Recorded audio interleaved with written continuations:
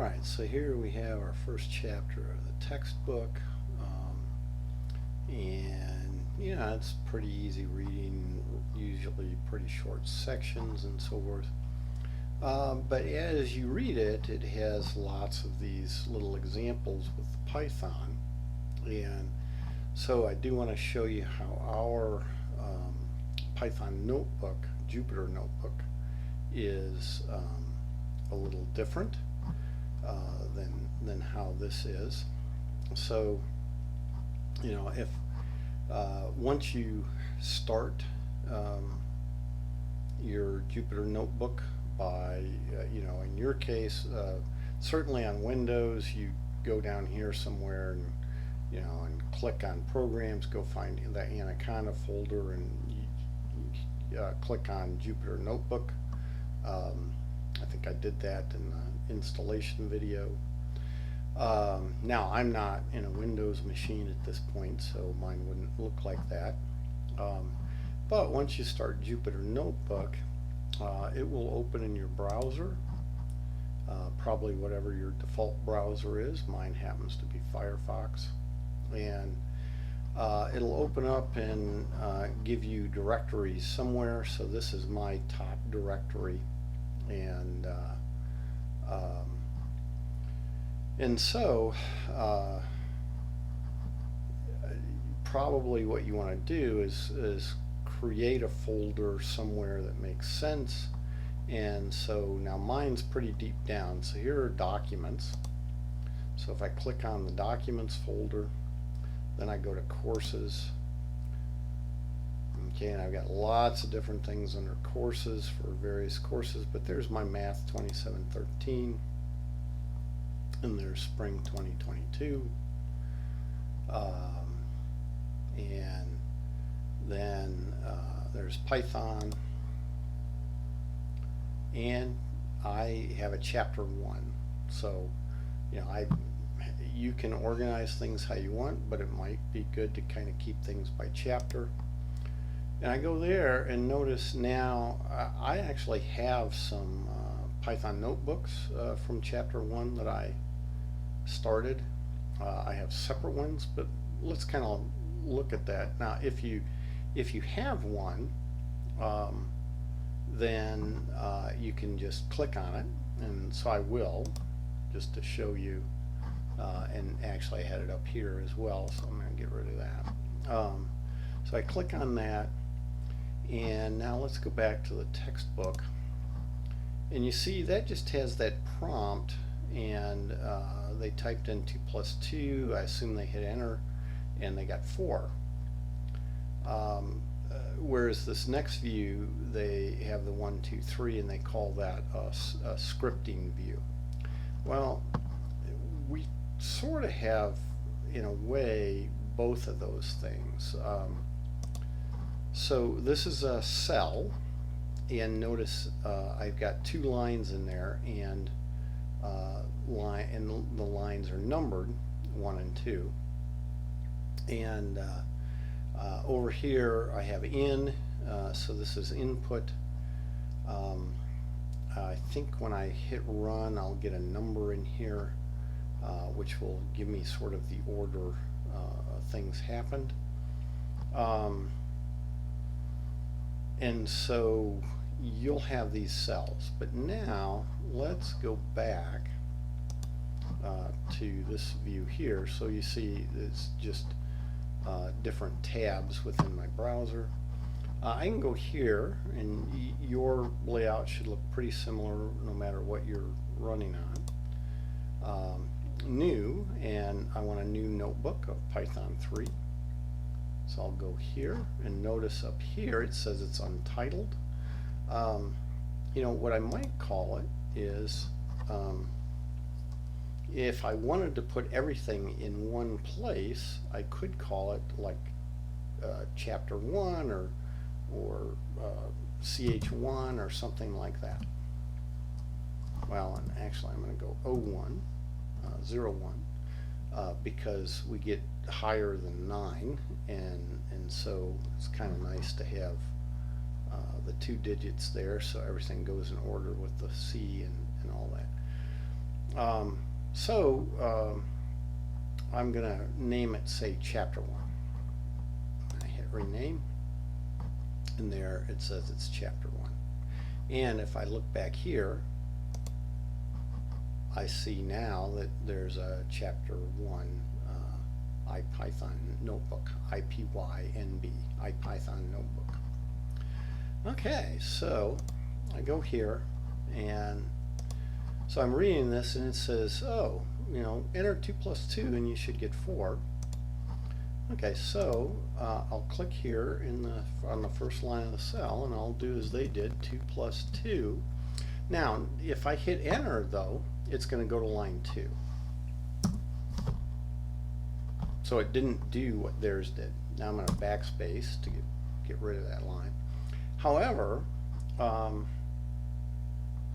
right now I only have one cell, and I'm in that cell, and so here I can go up to cell, and I can choose run cells. I can say run all cells.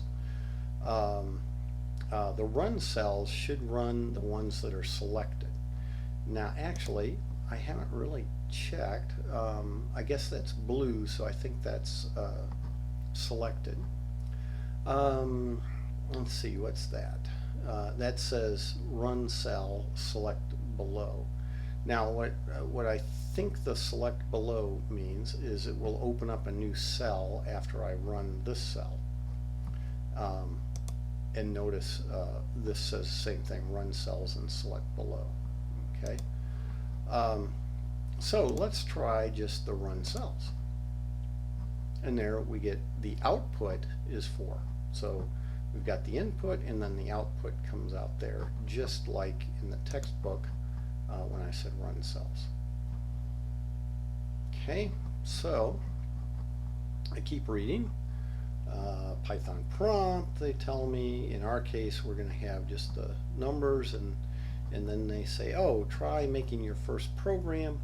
Now that's what I have here. See, it says first program. Now they had all lowercase letters. I kind of like, this is a style thing. I start with lowercase, but then if I have a new word like first and then program, I usually use an uppercase for that next word. It makes it easier for me to read it and that sort of thing. So I had already made that and had that in there, and now I could run that. Now let's do it this way. Let's run cell and select below, and my first program prints 2 numbers, 5, and let me see, is that what they said to do? Yes.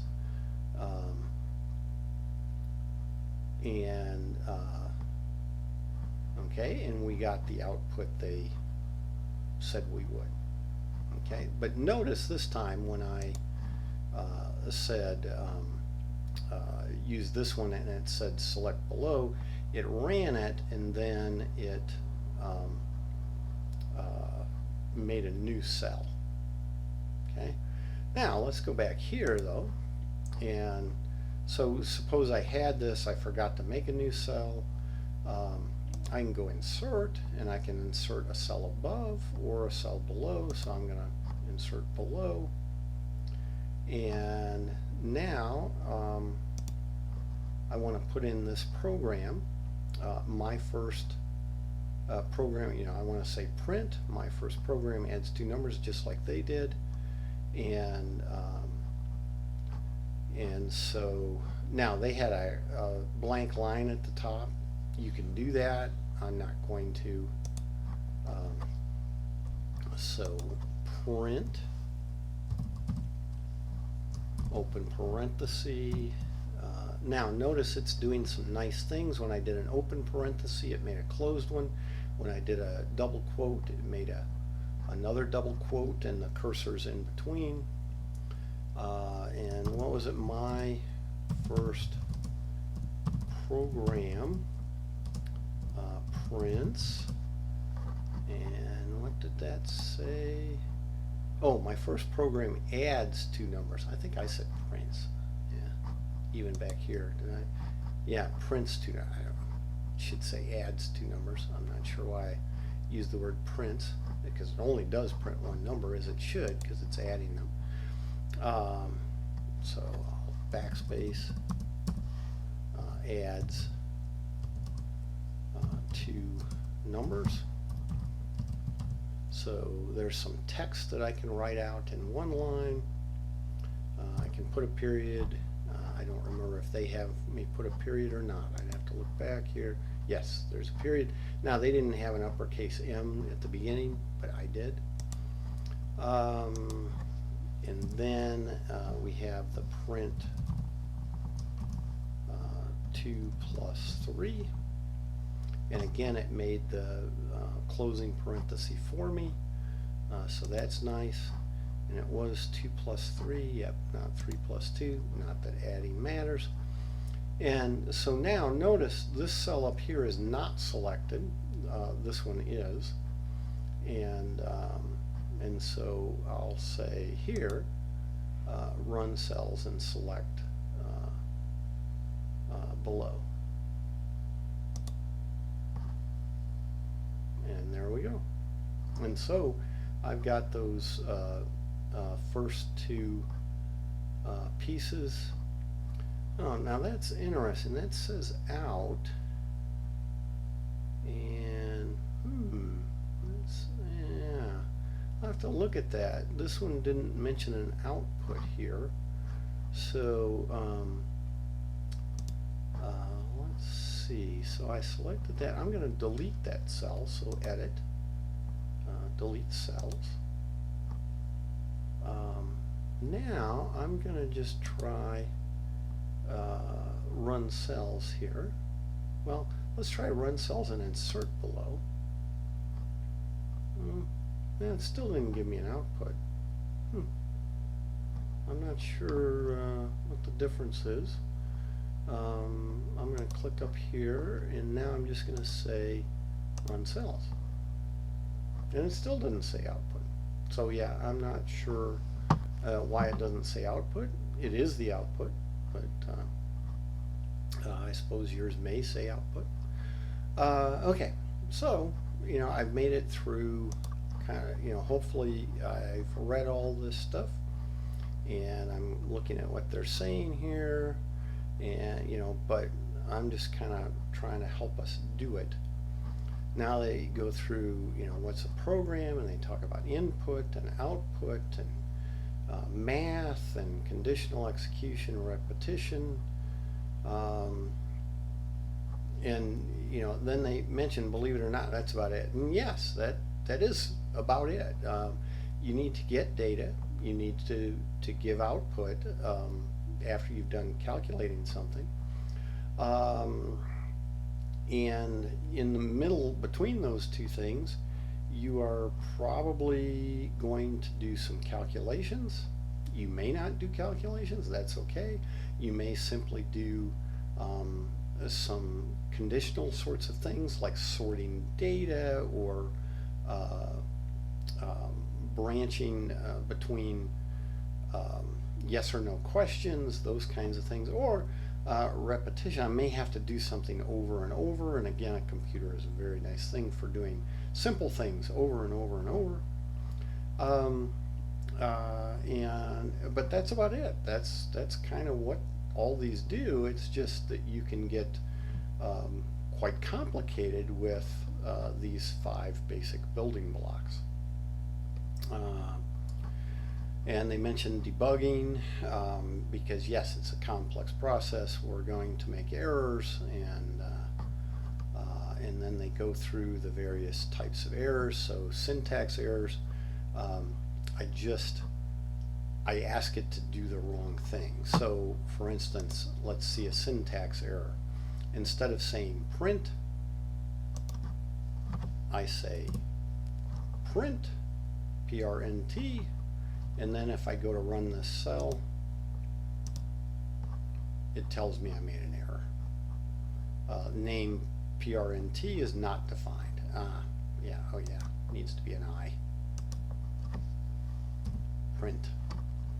And then I can run it again. and there we go. Okay, so that was a syntax error. There are runtime errors. So a runtime error, yeah, it usually doesn't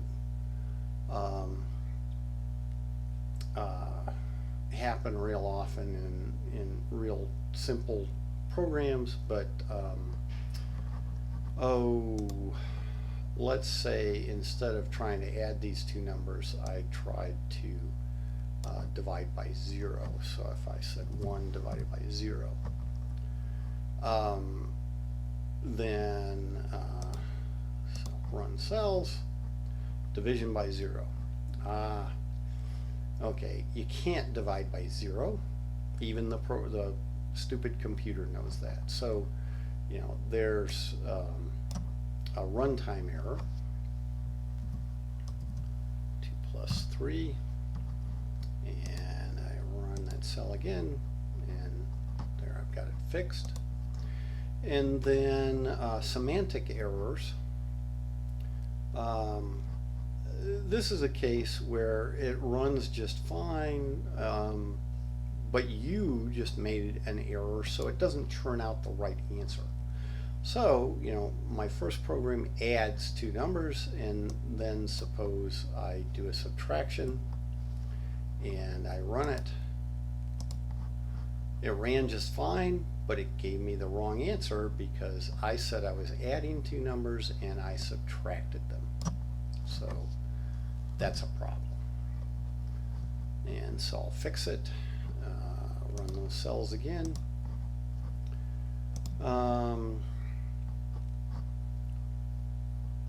Then debugging, you know, we'll see more of that as we get into more complicated things. You might put some print statements in places to kind of see what's happening, those kinds of things. Here it starts defining some things like token, structure, parsing, semantics, you know, those ideas. Lots more vocabulary. And now, you know, the first program, they say traditionally this is the first program. So let's try putting this in. And let me try this in this case. I'm going to highlight that. Oops, didn't quite get it all. I'm going to copy, and I'm going to come here to my chapter 1 and say paste. Excuse me. That looks just fine. So I'm going to run that cell. And there we have it. Hello world. So we'd kind of already done that with this print. My first program adds two numbers. Let's see. So comments. I will be asking you to make comments. And so yeah, this as you do things, I would like you to put those comments in. Now, one way to do the comments, and probably this is the best way if you're writing a bigger program and all that, but it doesn't have to be this way. Okay, now the # or hashtag here with all the dotted lines and then the dotted lines here, oh, that's a style thing. You don't have to do that. But what happens is whatever comes after one of these # or hashtags is not executed or interpreted by the Python interpreter. And so, you know, they're just showing that you can take up a whole line with a comment, or you can start a comment after the end of a statement that you've made here. And so I'm just going to highlight all of that, do a Control-C or a copy, come here, and I'm going to put it all in there. and isn't this easy? And now I'm going to run this cell again, and there we go. And it ran again, and nothing happened with the isn't this easy. Now if I forget that pound sign, notice the shading and or the color or whatever changed, and if I go to run that cell, didn't know what was going on. So the invalid syntax, it doesn't know what I'm trying to say. So I put that back, and now this is saying I've got some unsaved changes, so it actually doesn't hurt to every once in a while go ahead and save, and now I'll run that cell, and everything's good. Now notice it says run cells, it's plural. So what does that mean? Well, I should be able to, just like when you highlight more than one file or something like that, if I come up here, and I believe if I hold down the control key and click, oh, that did not work. Okay, I may have to look into this one. Selecting more than one cell. Let me try a shift key. Oh, now that might have done something. I held down the shift key in that case, and now let me try run cells. And notice that this went to 15 and 16 and ran them both. So again, so say I click on that one. Now I think I tried holding the control key, and it didn't, nothing seemed to happen. But when I held the shift key down, both those cells are highlighted, and I say run cells, and it ran them both, because you can see it updated the input number. So you can do that. I can do run all cells, and notice 19, 20, 21, everything got updated. And you know, so we've got various options. Now, one other thing with the comment, I'm in this cell. I'm going to insert a cell above. Oh, I hit below. Let me delete that cell. Oops, edit. There we go. Delete cells. Try that again. Insert cell above. There we go. Now, notice this says code and all that. I actually have not explored a lot of this, but let's hit Markdown, and notice the in goes away.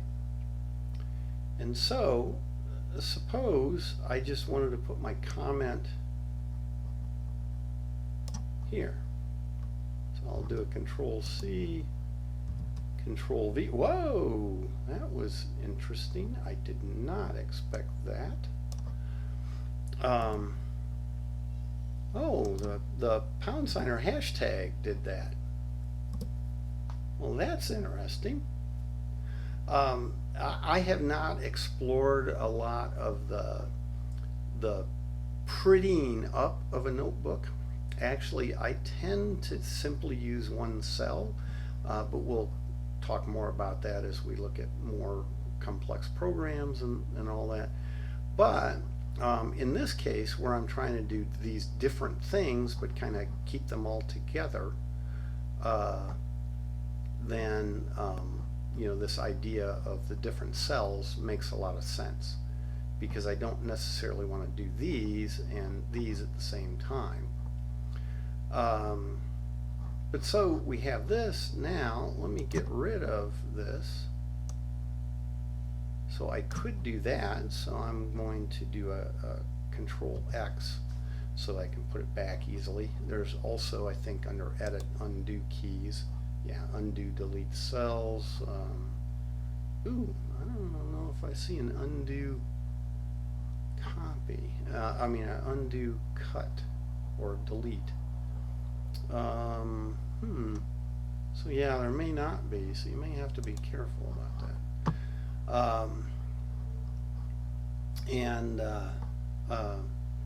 So, suppose I put my comment this way.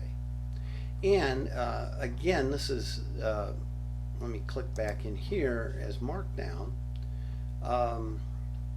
I don't know all the different cool things you can do with Markdown, but I just learned one, right? If I want to really make my comment stand out, I guess what I do is I can put in that pound sign like that and do it here and do it here. Now that's eye-catching. Okay, now, but if I run all the cells, these look like comments, so it won't quite do what I want to just kind of show here, is that when I say run cells, run all cells, it shouldn't do anything with this one. That's my feeling anyway. So run all. Oh, look at that. It put it all on one line, and oh, it did do something with it. How about that? So, excuse me. So we'll have to do more with this, but this is a way to enhance a notebook for, say, readability, or, for instance, I could make an assignment where I give you instructions this way, and then you're to do something in this cell. Or for that matter, I could give you an exam like that, where you're to do something in this cell, then you save this notebook and you send it back to me. Isn't that cool? All right. So that's kind of looking at this Jupyter notebook and what we'll be doing with that. I think that gets us to the glossary, yeah, and then a bunch of homework exercises. Okay, so for now, we'll call that good enough for this video.